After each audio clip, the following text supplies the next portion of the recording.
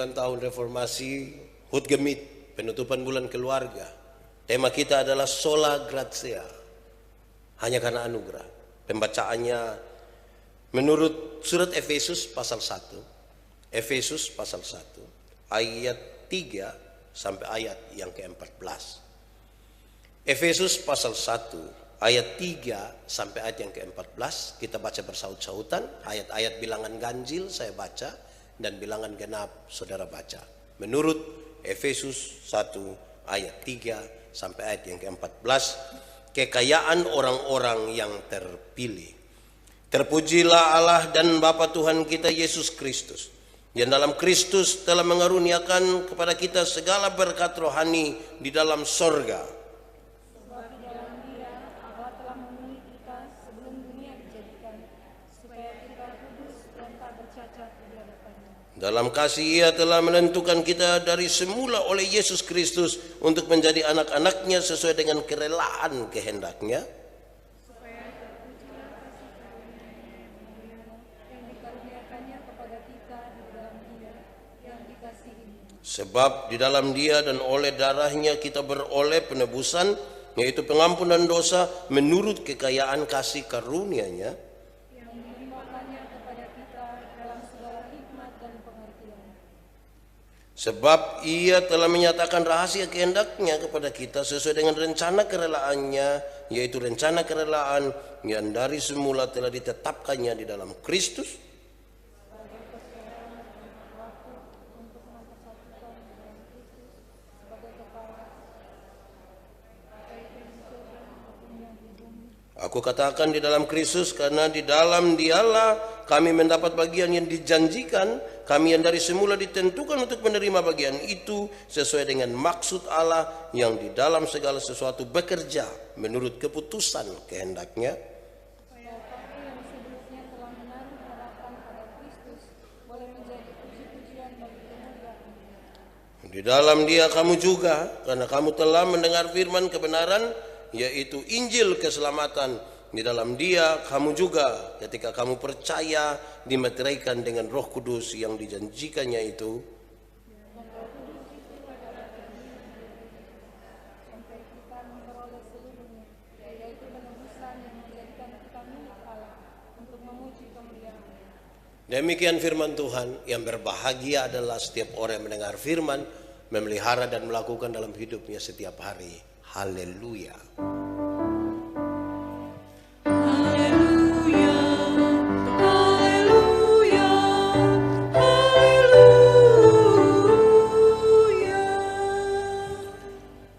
Bapak Ibu Saudara-saudara, shalom.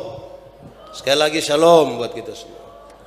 Kita ada dalam perayaan yang luar biasa, reformasi ke-503 tahun. HUT Gemit ke-73 tahun. Dan penutupan bulan keluarga Gemit sepanjang bulan Oktober. Saya kira ini tema yang baik buat kita semua. Kenapa? Di usia 73 tahun dan reformasi, kita diberi kesempatan untuk merenungkan kembali tentang Sola Gratia, hanya karena anugerah.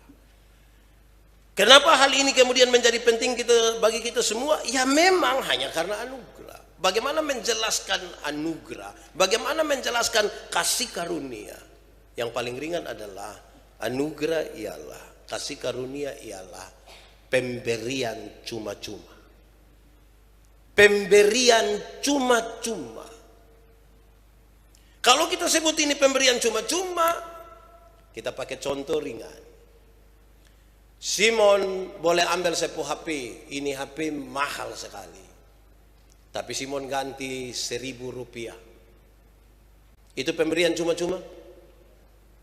Tapi kan hanya 1.000. Kenapa tidak cuma-cuma? Karena ada harga yang diganti. Sekalipun hanya 1.000. Oke. Simon tidak usah bayar sama sekali. Tidak usah bayar sama sekali. Tapi tolong kasih pindah sapu motor sah. Ini pemberian cuma-cuma. Tapi kan tidak pakai uang.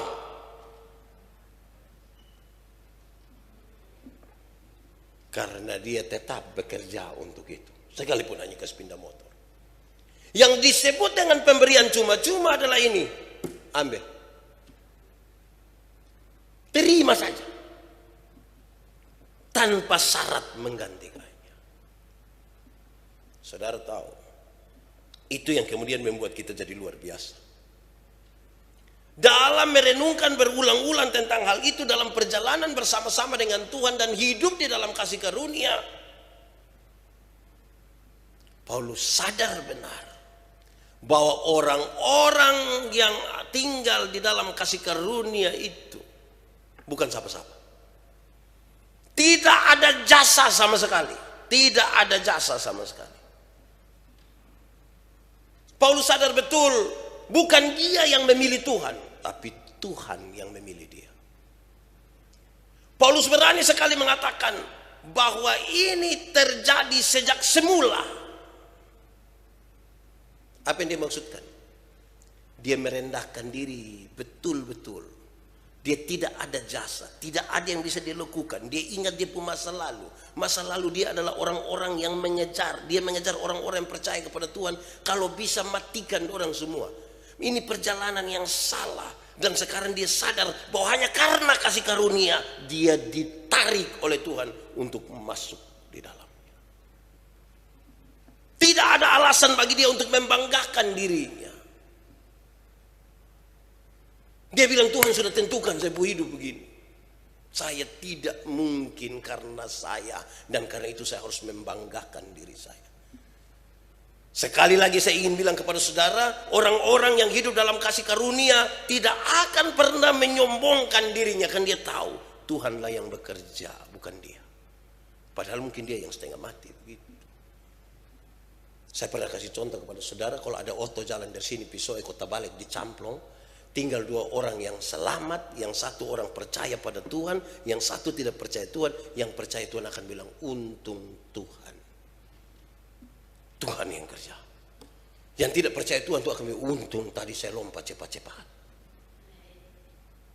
Di satu pekerjaan, dalam satu keadaan yang sama, satu soal yang sama, yang hanyut di dalam kasih karunia. Ini semua karena Tuhan. Tuhanlah yang bekerja. Tuhan menentukan ini semua bagi kami. Berbeda dengan orang yang tidak percaya pada Tuhan dan tidak tinggal dalam kasih karunia. Lebih dari itu dicatat bahwa kemudian orang-orang yang tinggal di dalam kasih karunia itu akan diberi berkat-berkat rohani yang luar biasa. Nanti sebentar kita belajar itu berkat-berkat rohani.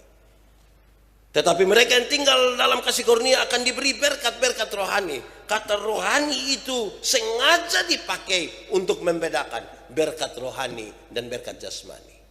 Sebab ketika saya akan bilang berkat jasmani, dunia bisa memberikan bagi mereka, bagi kita.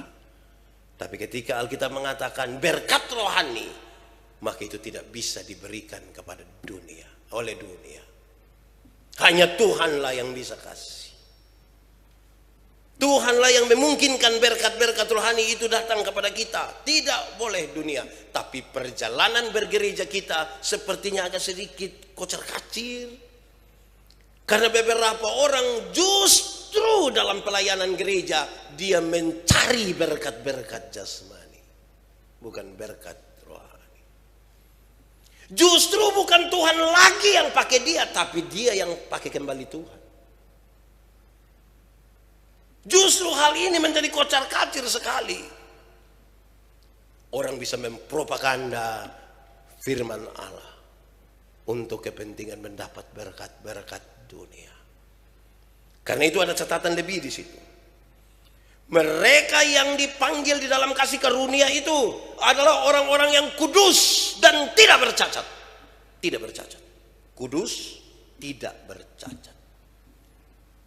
2 kata ini, kudus dan tidak bercacat, itu ingin mengatakan begini.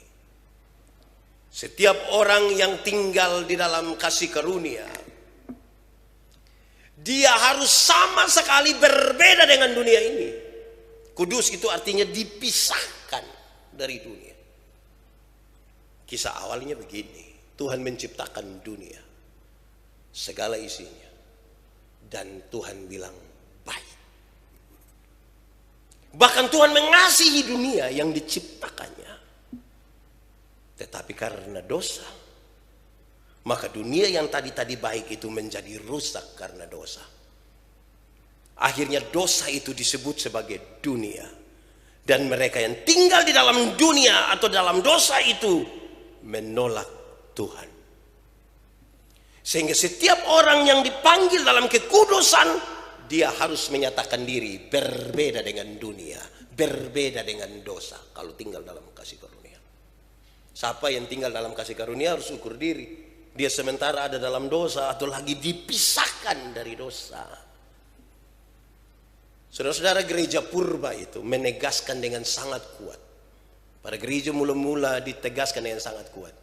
Siapa yang terima Yesus, siapa yang tinggal di dalam kasih karunia, harus menyatakan pertentangannya dengan dunia. Secara nyata bertentangan dengan dunia. Karena dunia itu berdosa dan jahat sekali. Itu gereja mula-mula, itu gereja purba. Tapi dalam perjalanan gereja dari masa ke masa, dalam perjalanan gereja dari masa ke masa, justru gereja berusaha untuk masuk di dalam dunia. Hampir-hampir dia serupa dengan dunia. Hampir-hampir bukan gereja lagi yang menggarami dunia, tapi dunia hampir menggarami buangin gereja. Hampir-hampir kita tidak bisa membedakan mana gereja, mana yayasan, mana LSM. Kan gereja sudah jadi abu-abu, kabur sekali. Dia harus berbeda dengan dunia ini secara tajam. Supaya ketika melihat begini, oh ini. Contohnya gampang, saudara. Kita dalam gereja masa kini ini kan mau tarik anak muda pergi gereja kan bisa, oh potong harus pakai musik yang sekarang punya. Akhirnya saya juga TikTok. Itu berpas itu dirasa. Kalau kita rasa sampai kira-kira 20 tahun yang lalu, orang-orang tua tuh dia pakaian, dia pisah-pisah. Pakaian pi gereja ini, pakaian rumah ini, pakaian pi pasar ini. Nanti dia yang paling ujung di buffet merah itu yang pakaian untuk mati. Itu dong pisah-pisah memang. Beda dengan kita punya dong. Pakaian di rumah itu yang tak kuja dia suka pakai datang di gereja, kita juga pusing. Legging juga dia pakai. Aduh. Kita hampir-hampir tidak berbeda dengan dunia ini. Nah, mari kita lihat. Dia tidak boleh bercacat. Orang-orang yang tinggal dalam kasih karunia tidak boleh bercacat. Maksudnya begini, ini soal persembahan. Orang datang ke bait Allah, membawa korban mereka. Anak domba atau apa, kambing. Tidak boleh yang bercacat. Dia menjadi sebuah persembahan yang murni, yang kudus sekali, yang pantas untuk dipersembahkan kepada Tuhan. Itu bagi mereka yang tinggal dalam kasih karunia. Yang dipersembahkan itu yang murni, yang tulus, tanpa cacat.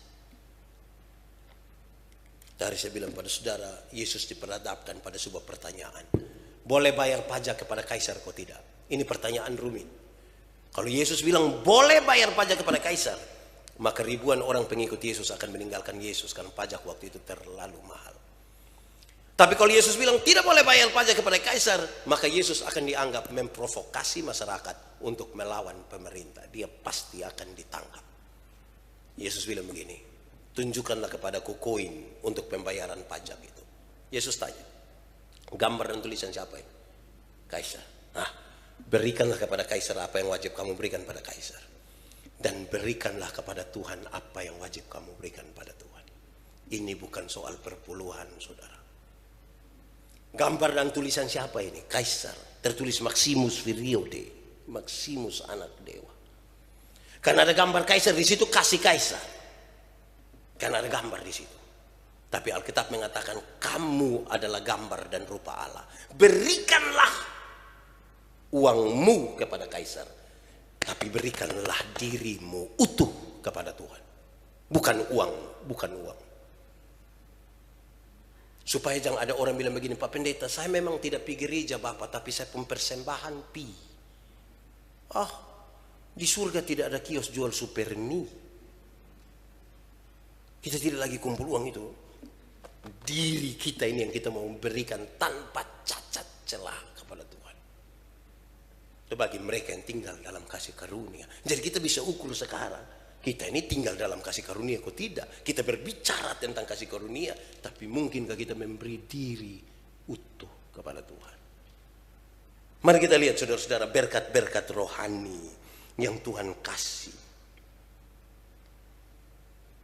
Saudara, berkat-berkat rohani itu dimulai dari kepada saya dan saudara yang tinggal di dalam kasih karunia itu diberi pesona, diberi daya tarik.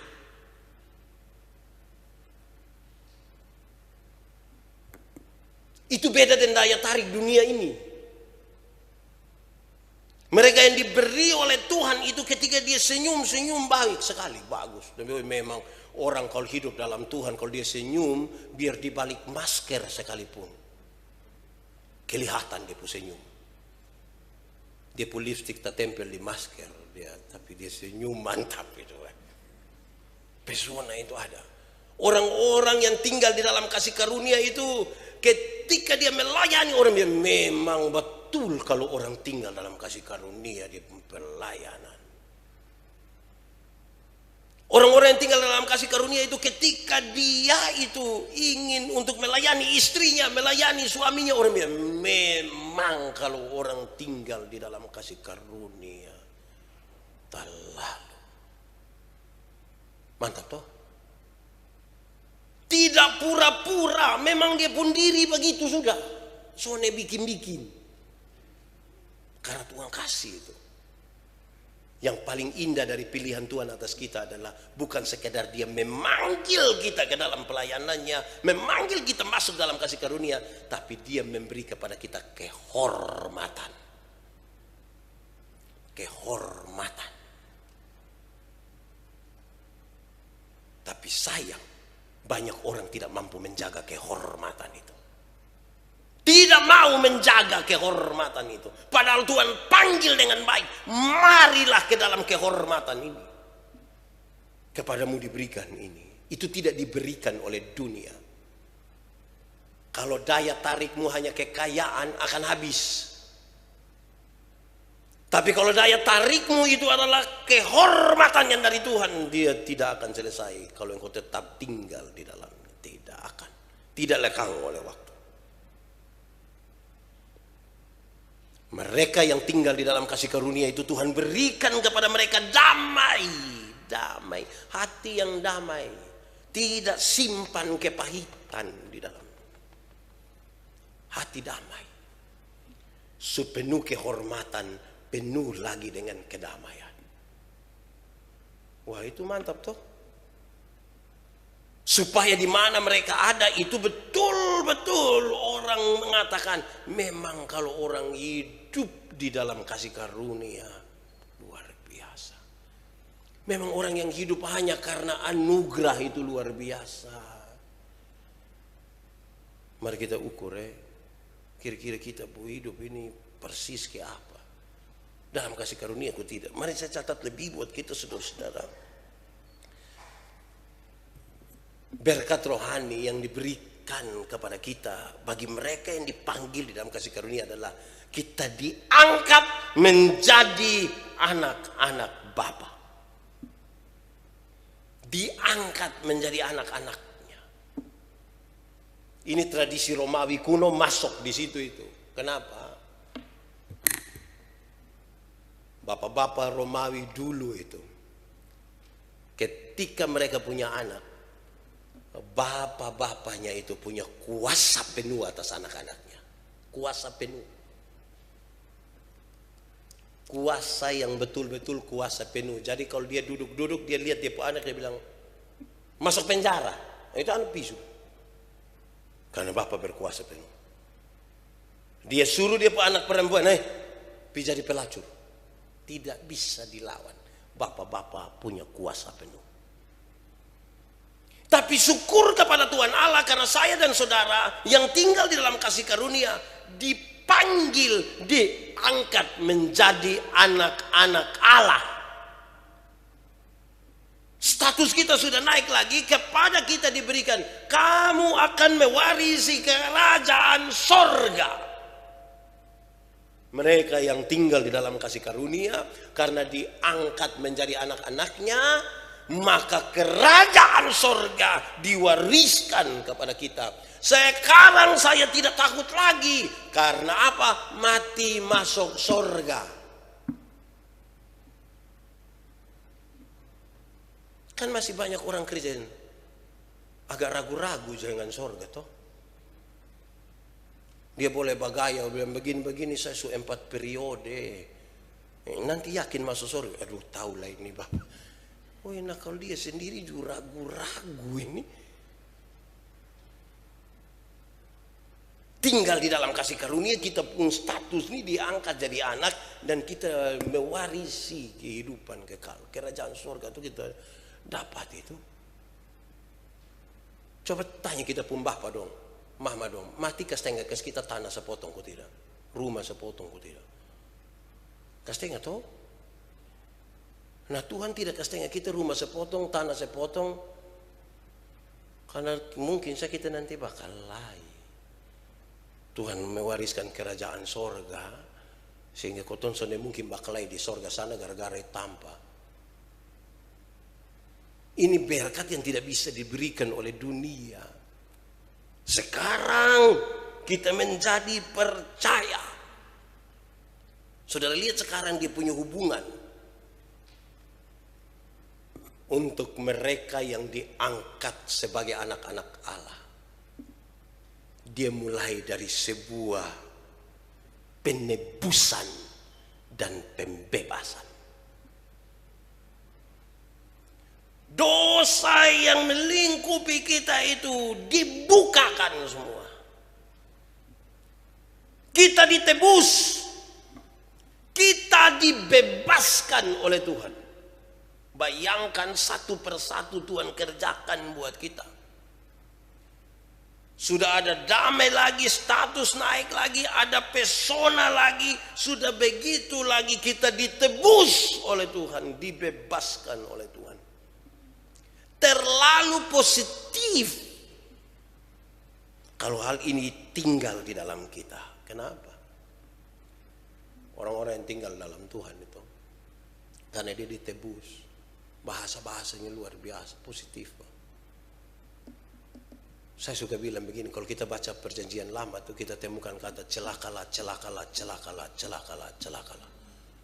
Tapi waktu kita baca perjanjian baru, ketika malaikat itu ketemu dengan Yesus, dengan Maria, Yesus lahir, Yesus melayani, Yesus mati, Yesus bangkit, Yesus terangkat ke sorga, Roh Kudus dicurahkan. Kita tidak temukan itu kata celakalah. Sekarang diganti, jangan takut. Jangan takut, kamu ditebus, jangan takut. Supaya ketika ada orang datang kepada saya, Pak Pendeta, saya ini orang yang terlalu berdosa. Saya bilang, jangan takut. Karena saya juga begitu.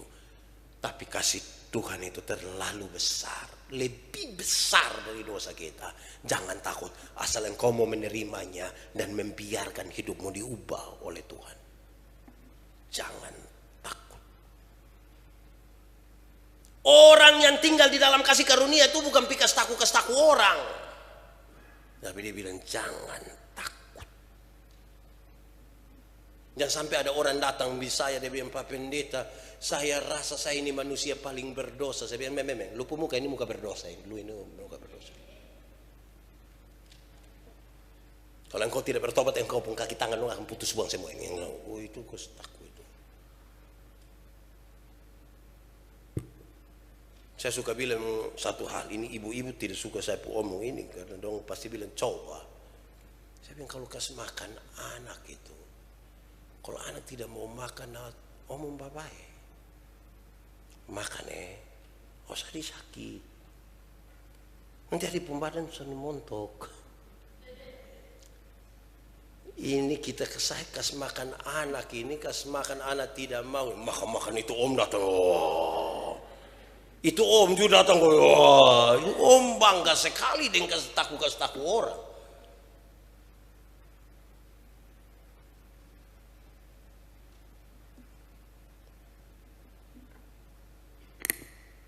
Tadi siang, bukan. Kemarin malam kok saya baru pulang pelayanan. Terus ibu pendeta ada dulu di situ, sapu anak 3 orang lari ke situ. Saya pusing ini, saya bilang, mama suruh dong diam dulu, mam tuh bentir. Sendiri omong. Wih saya just stres itu. Lama-lama saya suka takut dong. Saudara lihat, pembebasan. Karena kita sudah ditebus.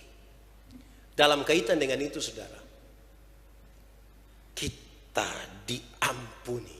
Jadi untuk jadi anak-anak Allah ini yang mewarisi itu semua, dapat itu harta dong, itu harta surgawi itu. Sudah ditebus, dibebaskan, kita diampuni lagi. Diampuni. Yesuslah pendamaian. Bayangkan ini saudara, saya suka bilang begini. Pengampunan dan pendamaian itu 2 hal yang harus berjalan bersama-sama. Tidak boleh terpisah. Kalau di sebelah sini ada pengampunan, di sisi sebelahnya harus ada pendamaian. Tidak boleh ada pengampunan tanpa pendamaian, dan tidak boleh ada pendamaian tanpa pengampunan. Ada orang mau berdamai tapi tidak mau mengampuni, ada orang mau mengampuni tapi tidak mau berdamai. Tidak percaya.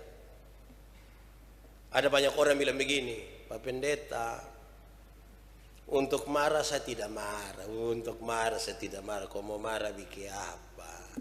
Dia mau datang di rumah, ada buka datang saya. Mau untuk saya mau kau minta maaf dia. Aduh, sudah biasa. Aduh, pernah dengar kalimat begitu? Atau sendiri omong? Itu berarti dia mau berdamai tapi dia tidak mau mengampuni. Ada orang yang mau itu dia mau apa? Dia mau mengampuni tapi tidak mau berdamai. Ada orang yang sebaliknya, mau berdamai tapi tidak mau mengampuni. Itu paling banyak di kita anak-anak dong. Kalau ada anak 2 bakal lain, dia pun bapak marah. Kamu 2 aja bakal lain, berhenti bakal lain. Siapa yang salah? Yang kakak kasih tahu adik yang salah, adik kasih tahu yang kakak yang salah. Bapak tidak mau tahu dia itu. Sekarang berdamai, cepat damai. Saudara bisa bayangkan toh kalau don 2 dipaksa berdamai tapi tidak mau untuk mengampuni. Pasti yang satu,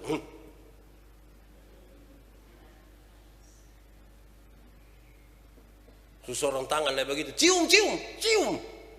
Oh itu dia cium itu sama keloder. Karena berdamai tapi tidak mau mengampuni. Syukur kepada Tuhan bahwa mereka yang dipanggil masuk ke dalam kasih karunia adalah orang yang satu paket, pengampunan dengan pendamaian. Jalan sama-sama. Tidak boleh ada pengampunan tanpa pendamaian. Tidak boleh ada pendamaian tanpa pengampunan. Dua-dua mesti jalan sama-sama. Amin. Saudara-saudara, tidak cukup sampai di situ. Ada lagi berkat yang diberikan. Berkat itu ialah hikmat dan pengertian.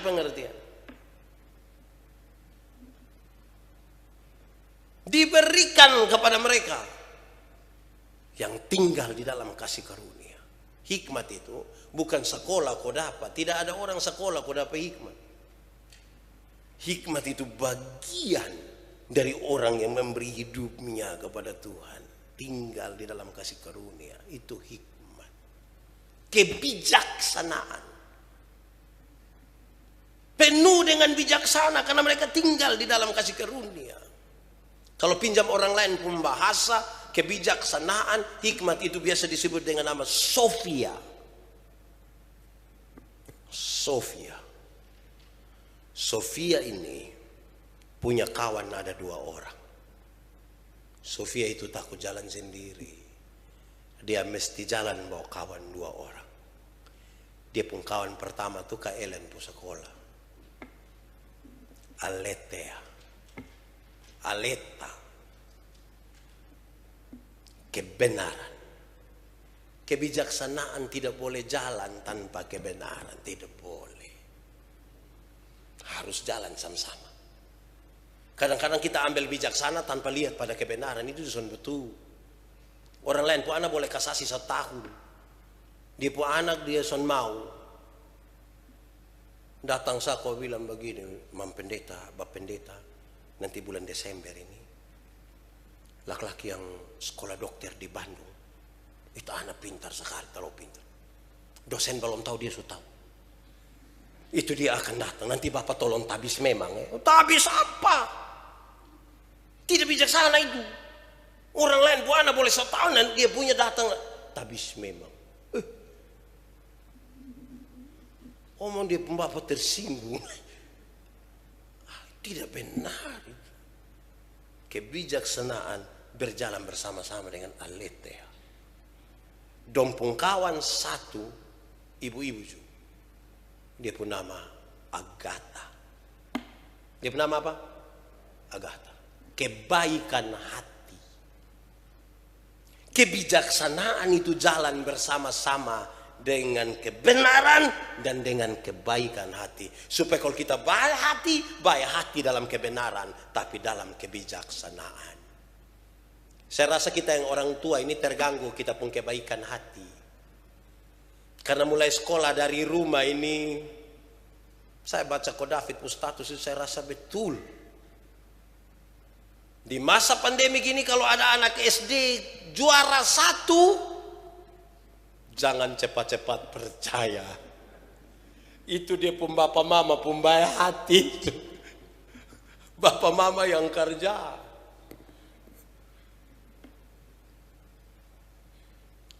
Karena itu memang baik hati harus diletakkan di atas kebenaran. Di atas kebijaksanaan. Kadang-kadang yang menurut kita bijak, menurut orang lain tidak bijak. Karena itu kita harus taruh dia ukuran itu pada Alkitab. Saudara-saudara, hari ini saya berkhotbah di 5 tempat yang berbeda. Bahan sama. Saya rasa sekali, puji Tuhan, syukur kepada Tuhan Allah. Karena dia kasih kesempatan gerejanya hari ini di seluruh Gemit merenungkan ulang tentang kasih karunia. Merenungkan ulang tentang sola gratia. Hanya karena anugerah. Supaya tidak boleh ada orang menyombongkan dirinya. Supaya ketika dia disebut bijaksana, dia harus jalan bersama-sama dengan kebaikan hati dan kebenaran. Itu baru betul. Itu baru kita tinggal di dalam kebenaran. Perayaan-perayaan HUT reformasi hari ini itu sudah tidak lagi dilakukan biasa di kampung dong bilang gereja Padang. Oh itu makanan pun banyak. Kita makan sama-sama. Untuk tahun ini tidak ada makan. Kita makan rohani saja.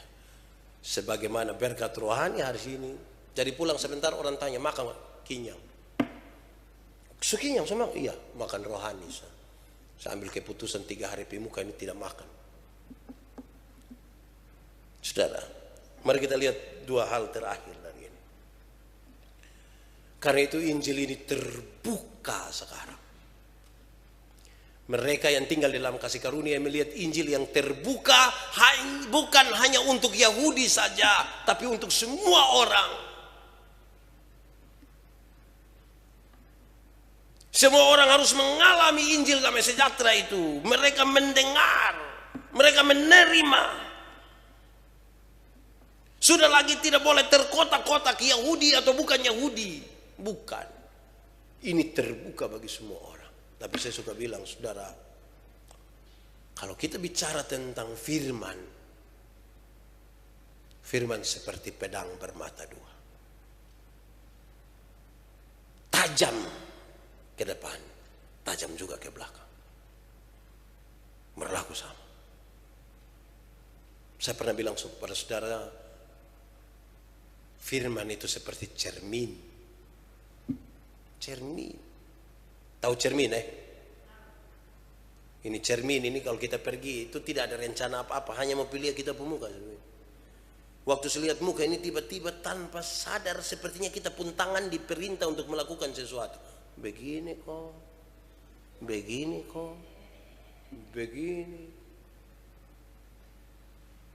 Padahal hanya melihat cermin. Itu berarti makin banyak bercermin, makin banyak bercermin, makin banyak bercermin, hidup lebih baik. Amin.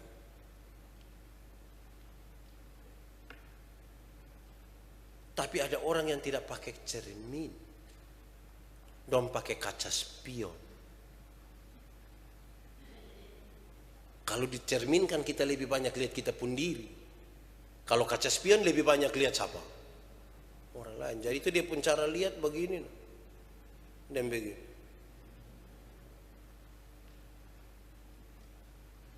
Khotbah habis sama Pak Pendeta, khotbah tadi pas. Pas deh siapa? Pas den dia. Dembus ane pas. Dan saya tidak. Itu firman datang sampai saya dia serong begini, dia lari be orang sebelah. Itu saya bisa. Lantas dia bilang begini. Dan karena itu kamu dimateraikan oleh Roh Kudus. Dimateraikan oleh Roh Kudus. Saudara bayangkan kalau kita dimateraikan oleh Roh Kudus itu. Hidup bukan lagi kita itu. Orang akan punya pengakuan.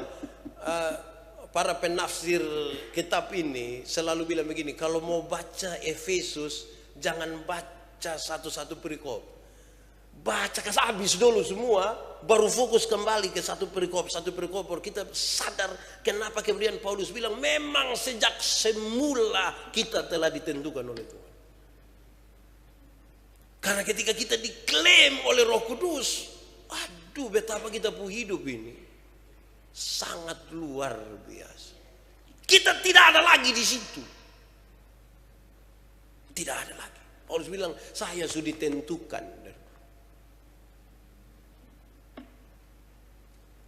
Bayangkan kalau masing-masing orang berkata, saya juga.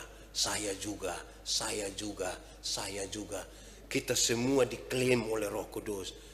Semua yang duduk di dalam ini, yang dimeteraikan oleh Roh Kudus. Semua kita yang duduk di sini. Saudara bisa membayangkan sesuatu yang terjadi hari ini.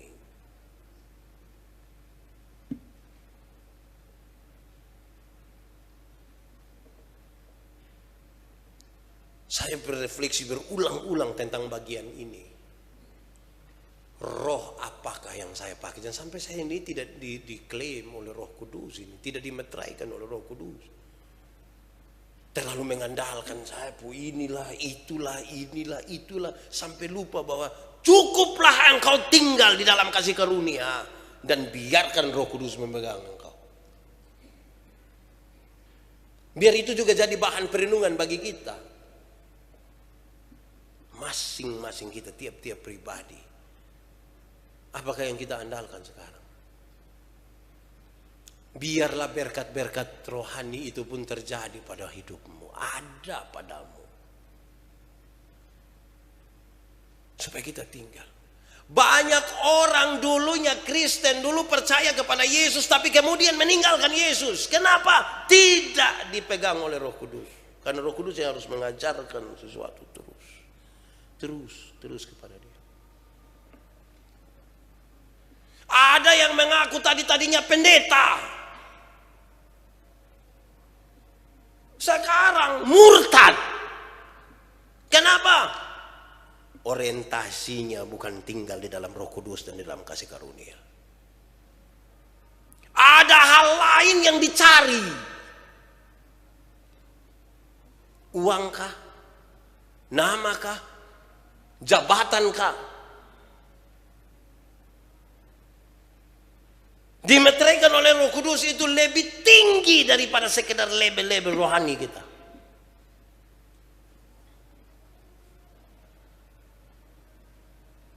Karena itu kalau khotbah ini didengar oleh siapapun, yang sungguh-sungguh percaya, yang setengah-setengah percaya, yang dulunya percaya Tuhan Yesus sekarang sudah berhenti, bertobatlah. Karena engkau tidak dipegang oleh Roh Kudus.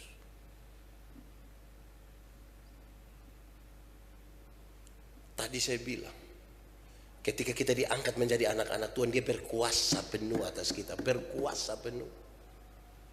Saudara tidak akan ragu sama sekali. Saudara tidak butuh penjelasan lain, tidak butuh. Kau Tuhan yang pegang kita. Siapa yang datang kau mau menjelaskan sesuatu sampai ganggu saya pun perhatian terhadap ini, Roh Kudus yang memegang saya kuat-kuat. Masalahnya adalah kadang-kadang kita pun roh dan Roh Kudus beruji di dalam kita. Kalau kita pun roh mau mendominasi itu Roh Kudus lihat begini, neo dari lusa. Ini sebuah bentuk kerendahan hati sebagai orang-orang yang telah dipanggil untuk tinggal di dalam kasih karunia. Salam buat saudara semua. Selamat merayakan HUT Reformasi yang ke-503. HUT Gemit yang ke-73. Penutupan bulan keluarga. Kalau suami tinggal dalam Roh Kudus, istri juga tinggal dalam Roh Kudus, mantap. Kebutuhan utama dari seorang suami ialah dapat penghormatan. Kalau dia pun istri bisa hormat dia tanpa embel-embel, memang mau hormat sah. Bab tua lewat memang. Suami kalau begitu tuh dia senang sekali. Apalagi istri ajar anak dong, kau bilang, anak kamu hargai papa itu bab tua betah di rumah. Tapi kalau istri datang kau bilang, makan sudah, makan. Itu dia pimbak dong, dia betah di mbak dong. Karena mbak bilang silakan. Dia rasa ke mbak lebih hormat dia. Penghormat. Jadi kalau itu Roh Kudus tinggal, lakukan itu. Kebutuhan seorang istri hanyalah sebuah kasih sayang. Istri itu kalau dapat kasih sayang dari suami itu, dia betah. Betah sambil makan-makan. Dia tenang di situ itu. Betah sekali. Saudara bisa bayangkan kalau dua kebutuhan ini kita lakukan dengan Roh Kudus dalam kita. Kita ini kan tidak terbiasa yang begitu, jadi kita juga tidak ucap terima kasih toh di istri. Saya bilang berulang-ulang kali, coba sebentar malam ibu siap habis makan, coba suami bilang, mama terima kasih. Sampai kalau itu terjadi dia lakukan dengan tulus, pas dia bilang ma terima kasih, itu mamtua pikiran. Mamtua pasti pikir, tahu roh apa su naik di bapak ini malam ini. Tapi dia pikiran itu. Kita ini yang tidak sering melakukan itu, akhirnya ketika ada sesuatu terjadi dengan sangat baik tuh, kita rasa kayak aneh sekali. Sampai-sampai kita bilang, bapak mau apa nak omong ini pakai terima kasih lah. Tuhan memberkati kita. Mari kita